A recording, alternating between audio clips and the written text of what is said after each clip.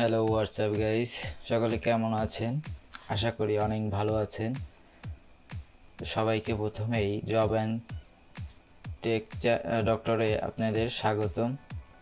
তো আপনারা সকলেই অবগত যে গতকালে আমি একটি ভিডিও দিয়েছিলাম যে কি বাংলাদেশ রেলওয়েতে পয়েন্টসম্যানে নিয়োগ দিয়েছে, এর আবেদন প্রক্রিয়া আজকের এই ভিডিওতে আমি আপনাদের দেখাবো কিভাবে আবেদন করবেন এবং আবেদনের যোগ্যতা, বয়স এবং মোবাইলে কিভাবে আপনারা টাকা জমা দেবেন অর্থাৎ পরীক্ষার ফি দেবেন সেটাও আমি আপনাদের দেখিয়ে দেব।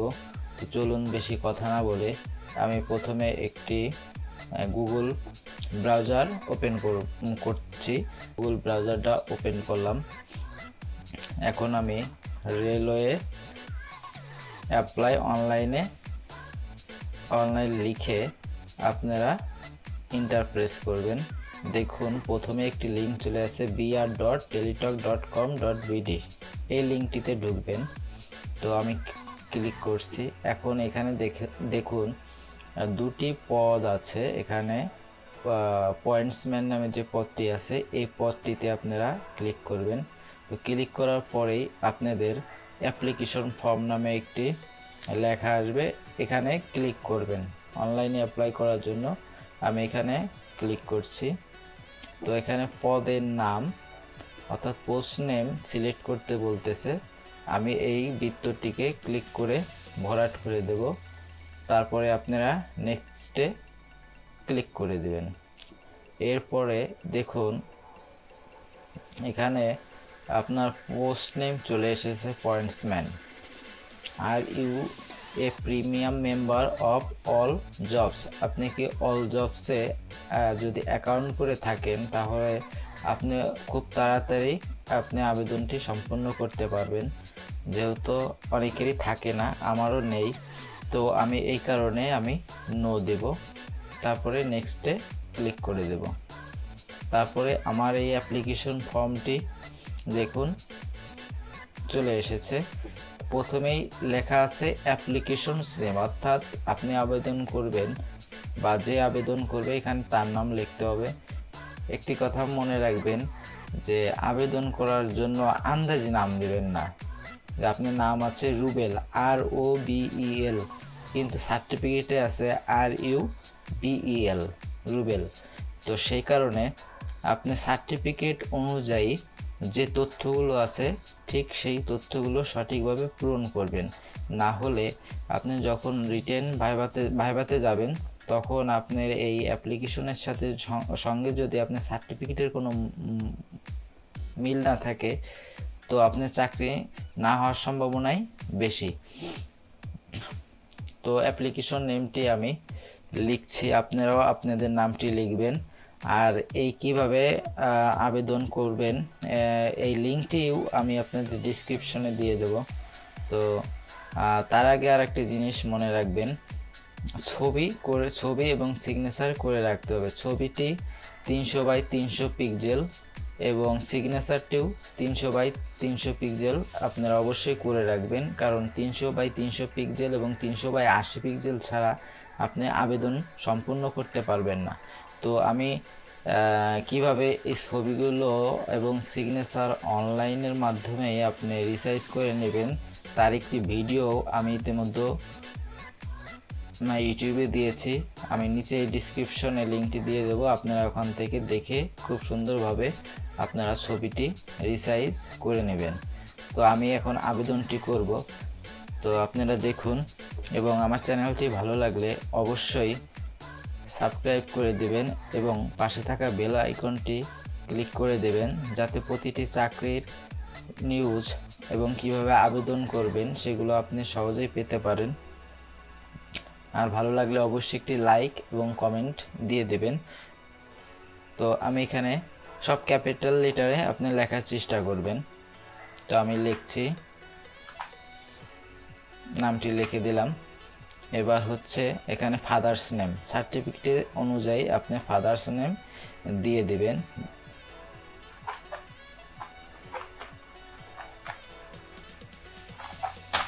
ফাদার্স নেম দিয়ে দেব।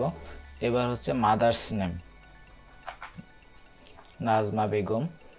এবার হচ্ছে ডেট অফ বার্থ অর্থাৎ জন্ম তারিখ আপনি এনআইডি অথবা সার্টিফিকেটের সাথে মিলিয়ে দেবেন। তো আমি এখানে দিয়ে দিচ্ছি।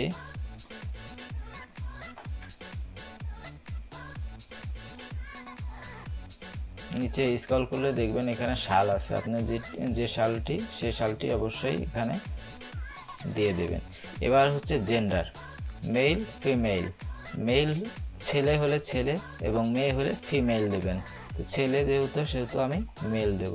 এবার হলো রিলিজিয়ন অর্থাৎ ধর্ম, তো আপনি ধর্ম হিন্দু, ইসলাম, খ্রিস্টান, বৌদ্ধ এবং আদার্স আছে, আপনি যে ধর্মের সে ধর্মটি এখানে দিয়ে দেবেন।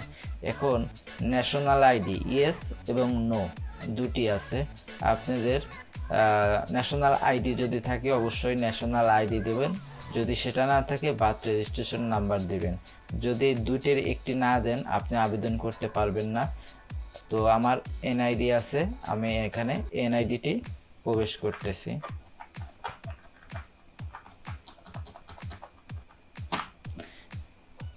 এখন বার্থ রেজিস্ট্রেশন নাম্বার দেওয়ার আর প্রয়োজন নেই যেহেতু আমি এনআইডি দিয়েছি। এখন এখানে আমি নো দিয়ে দেবো। পাসপোর্ট আইডি থাকলে আপনি দিতে পারেন, না থাকলেও সমস্যা নেই, তো আমি নো দিব। ম্যাটেরিয়াল স্ট্যাটাস, এখন যদি বিবাহিত হন তাহলে অবশ্যই ম্যাটেরিয়াল স্ট্যাটাস ম্যারিড দিয়ে দেবেন এবং স্পাউস নেম দিয়ে দেবেন। আপনার ছেলে হলে আপনার ওয়াইফের নাম দিয়ে দেবেন এবং মেয়ে হলে আপনার হাজব্যান্ডের নাম দিয়ে দেবেন। তো এখানে সিঙ্গেল সে কারণে অবিবাহিত সে কারণে আমি সিঙ্গেল দিচ্ছি। এখন ফ্রিডম ফাইটার কোটা, অর্থাৎ এখানে কিছু কোটা আছে যেমন freedom fighter, child of freedom fighter, grand child of freedom fighter.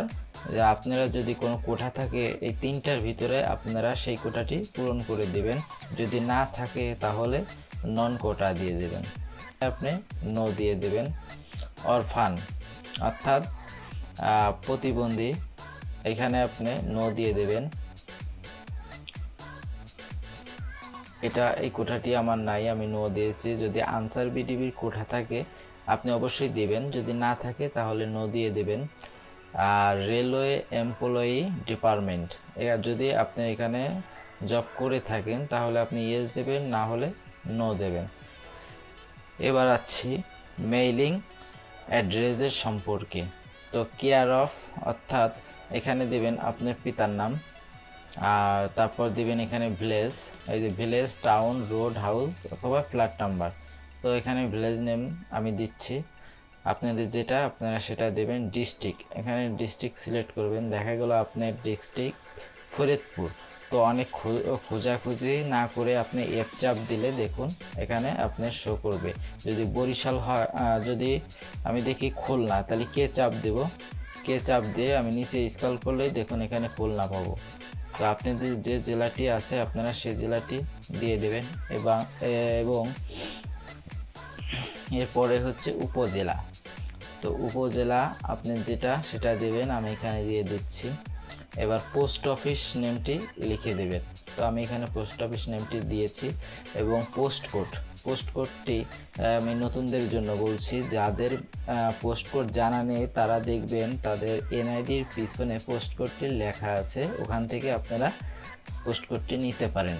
এখন পার্মানেন্ট অ্যাড্রেস, এটা গেল প্রেজেন্ট অ্যাড্রেস অর্থাৎ বর্তমান এবং পার্মানেন্ট। তো আপনারা পার্মানেন্ট যদি একই হয় তাহলে আপনারা এখানে সেম অ্যাজ প্রেজেন্ট অ্যাড্রেসে ক্লিক করে দিলে আপনার আর এখানে পূরণ করা লাগবে না। আর যদি আলাদা হয় তখন আপনারা আলাদাভাবে এখানে সেম এপাশে যেরকম লিখছেন ঠিক এপাশে সেরকম লিখবেন। তো আমার দুটোই এক, সে কারণে আমি সেম অ্যাজ প্রেজেন্ট অ্যাড্রেসে টিক দিয়ে দেবো যাতে আমার আর লেখা লাগবে না। এবার হচ্ছে মোবাইল নাম্বার, তো এখানে মোবাইল নাম্বারটি আমি প্রবেশ করায় দিচ্ছি।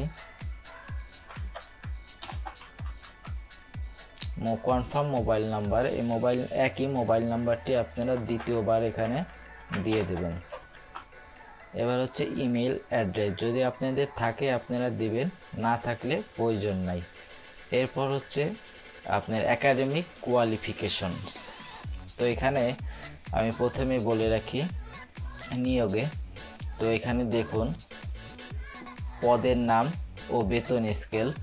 তো পদের নাম হচ্ছে পয়েন্টসম্যান। এখানে এই যে দেখুন পয়েন্টসম্যান, বেতন হচ্ছে 8,800 টাকা থেকে 21,310 টাকা। পদের সংখ্যা 762টি। বয়স সীমা 18 থেকে 30 বছর। শিক্ষাগত যোগ্যতা চেয়েছে কোনো স্বীকৃত শিক্ষা বোর্ড হতে অনন্য এইচএসসি বা সমমানের পরীক্ষায় উত্তীর্ণ সহ সুঠামদেহের অধিকারী হতে হবে, অর্থাৎ আপনাকে ইন্টারমিডিয়েট পাস হতে হবে। যদি আপনি 2020 সালেও পাস করেন তাহলেও হবে। এবং জেলা প্রার্থীগণ আবেদন করতে পারবেন। পাবনা ও লালমনিরহাট জেলা ব্যতীত সকল জেলার প্রার্থী এখানে আবেদন করতে পারবেন। তবে এতিম ও শারীরিক প্রতিবন্ধী যারা আছে এবং রেলওয়ে পোষ্য কোঠায় যারা আছে তারা এই 2 জেলা ব্যতীত আবেদন করতে পারবেন। আবেদন যে সকল প্রার্থীর বয়স 15 নভেম্বর 2021 তারিখে 18 বছর পূর্ণ হবে এবং 25 মার্চ 2020 তারিখে যাদের বয়স 30 বছর হয়েছে তারা আবেদনের যোগ্য মর্মে বিবেচিত হবেন। তবে যে সকল বীর মুক্তিযোদ্ধা, শহীদ বীর মুক্তিযোদ্ধার পুত্রকন্যা ও শারীরিক প্রতিবন্ধীদের ক্ষেত্রে বয়স 25 মার্চ 2020 তারিখে 32 বছর পূর্ণ হয়েছে তারাও আবেদনের যোগ্য মর্মে বিবেচিত হবেন। এবার আসি SMS প্রেরণের নিয়মাবলী ও পরীক্ষার ফি প্রদান। তো অনলাইনে আবেদন অ্যাপ্লিকেশন ফর্ম যথাযথভাবে পূরণ করবেন অবশ্যই, এবং ছবি এবং স্বাক্ষর সাবমিট করা সম্পূর্ণ হলে আপনারা একটি ইউজার আইডি পাবেন অ্যাপ্লিকেশনে, যেটা আমি দেখিয়ে দেব। আমি এখন সরাসরি আবেদনে চলে যাব।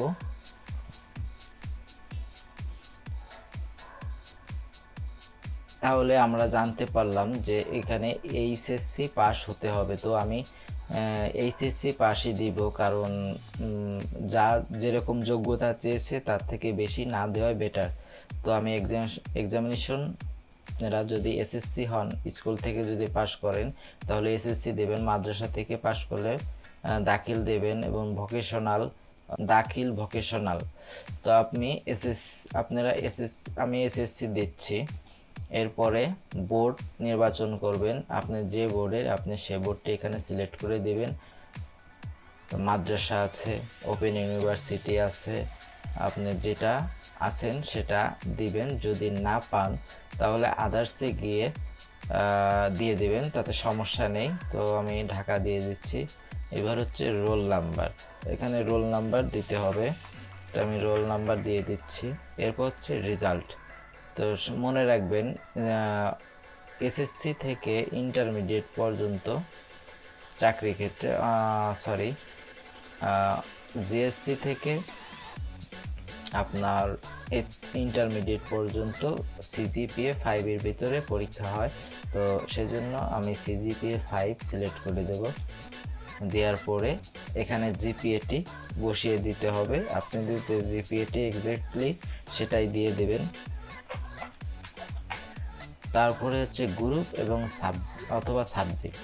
তো এখানে science, arts, business studies, others যদি থাকে আদার্সে দিয়ে দেবেন, সমস্যা নেই। যদি আপনার এই 3টার ভিতরে না থাকে আপনি সেটি দিয়ে দেবেন। এবার হচ্ছে পাসিং ইয়ার, কত সালে পাস করেছেন এটা এখানে দিয়ে দেবেন।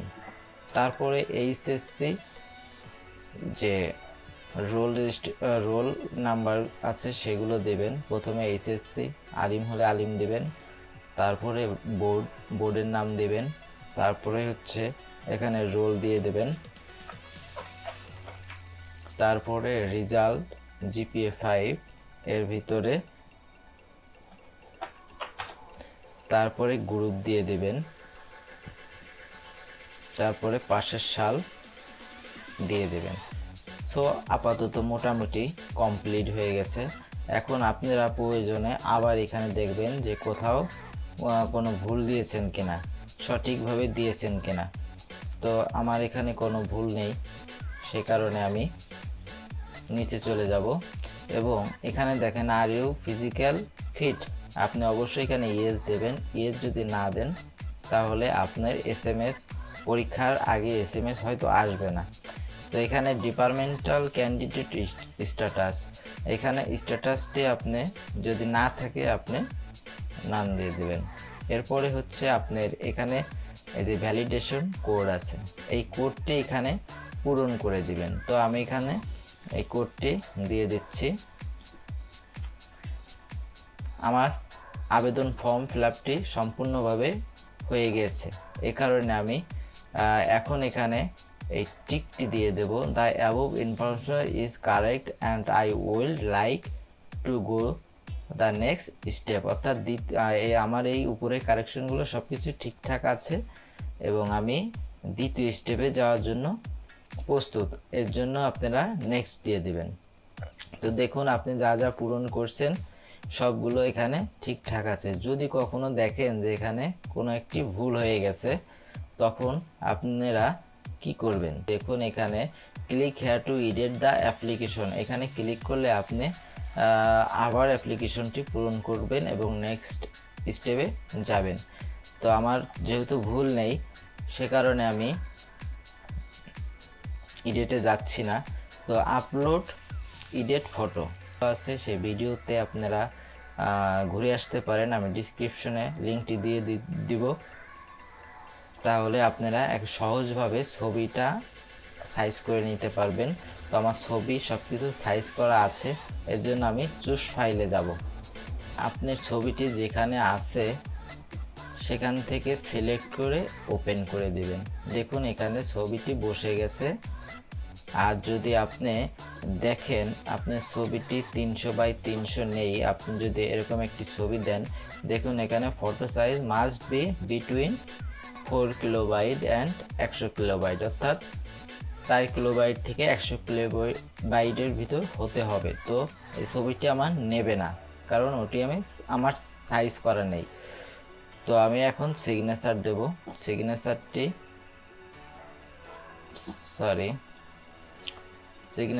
এখান থেকে সিলেক্ট করে ওপেন করে দেব। দেখুন চলে আসছে। এখন এখানে টিক দিয়ে দেবেন, দেওয়ার পরে সাবমিট দ্য অ্যাপ্লিকেশন। দেখুন আমার অ্যাপ্লিকেশনটি সাবমিট হয়ে গেছে এবং এটা অ্যাপ্লিকেশন কপি। তো এখানে দেখেন ইউজার আইডি, এই ইউজার আইডিটি আপনার পেমেন্ট করার জন্য অবশ্যই প্রয়োজন। এবং দেখুন অ্যাপ্লিকেশনের সেকেন্ড পেজে এখানে সব কিছু দেওয়া আছে কিভাবে মেসেজ করবেন। মেসেজ করার জন্য আপনি প্রিপেইড টেলিটক সিমটি আপনার হ্যান্ডসেটে ঢোকাবেন এবং অবশ্যই 56 টাকার উপরে রাখবেন। তারপরে মেসেজ অপশনে গিয়ে বড় হাতের BRPM লিখবেন, তারপরে একটি স্পেস দিবেন এবং ইউজার আইডি দেবেন, যে ইউজার আইডি আপনার অ্যাপ্লিকেশনে দেওয়া আছে সব ক্যাপিটাল লেটারে লেখা শেষ হলে আপনি 16322-তে সেন্ড করে দিবেন। কিছুক্ষণের ভিতরে আপনার একটি মেসেজ আসবে। তো মেসেজ আসার পরে আবার লিখবেন BRPM, লেখার পরে ইয়েস দিবেন। BRPM লেখার পরে একটি স্পেস দেবেন, স্পেস দিয়ে ইয়েস লিখবেন। ইয়েস লেখার পরে আপনি যে মেসেজটি আসবে ওই মেসেজে একটি পিন উল্লেখ করা থাকবে, সেই পিনটি লিখবেন। লেখার শেষ হয়ে গেলে আপনি সেন্ড SMS-এ গিয়ে এটা সেন্ড করে দেবেন। দেখবেন আপনার অ্যাপ্লিকেশনের পেমেন্টটা নিয়ে নিচ্ছে এবং পেমেন্ট নেওয়া হয়ে গেছে এরকম একটি মেসেজ আপনার শো করবে। তো অবশ্যই এই অ্যাপ্লিকেশন কপিটি ডাউনলোড করে রাখবেন। এই ডাউনলোডে গিয়ে, তো আমি ডাউনলোড করে রাখছি অ্যাপ্লিকেশনটি।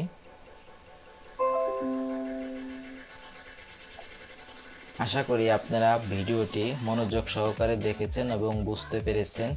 যদি কোথাও কোনো সমস্যা হয় আমার নিচে কমেন্ট বক্সে কমেন্ট করবেন, অবশ্যই আপনাদের আমি হেল্প করব। আর ভালো লাগলে ভিডিওতে একটা লাইক কমেন্ট অবশ্যই দেবেন। এবার সাবস্ক্রাইবের কথা তো বলা লাগবে না, কারণ সাবস্ক্রাইব করতে তো আর টাকা লাগে না। তো ভালো থাকবেন, গুড বাই, টাটা।